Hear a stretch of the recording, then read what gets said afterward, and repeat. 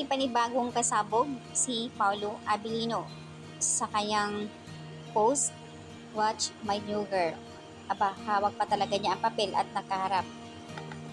Ito po ay Kim Pao on Mega Pop Quiz.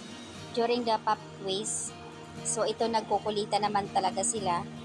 Ayan, baka naman nagsiselos ka pa. Kailangan niya kasi ng bagong girl. Kaya nga sinulat niya sa papel na watch new girl. May pasad face pa. Haha, ang kulit ni Pao. Yung Rolex Pao. Ang pasabog yung card wallet ni Pao reveal. Nadulas yung dila mo. Lagi ka pala nililibre at kumain. Doon sa Mega Pop Quiz, na parang may sinasabi nga si Kim doon na lagi ka naman ng lilibre kasi nga doon ay wallet reveal. So nakikita yon ni Kim. O diba may ibig sabihin, madalas sila lumalabas, kumakain at nililibre ni Pao.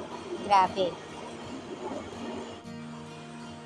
Ganyan talaga daw pagka in love or blooming, laging energetic katulad ni Kim.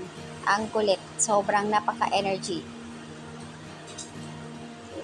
Sabi dito, basta Bisaya kalog katulad ni Kim.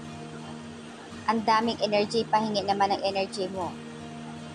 Kim Pao lovers, hindi naubusan ng energy ang aming queen, palibasang in love.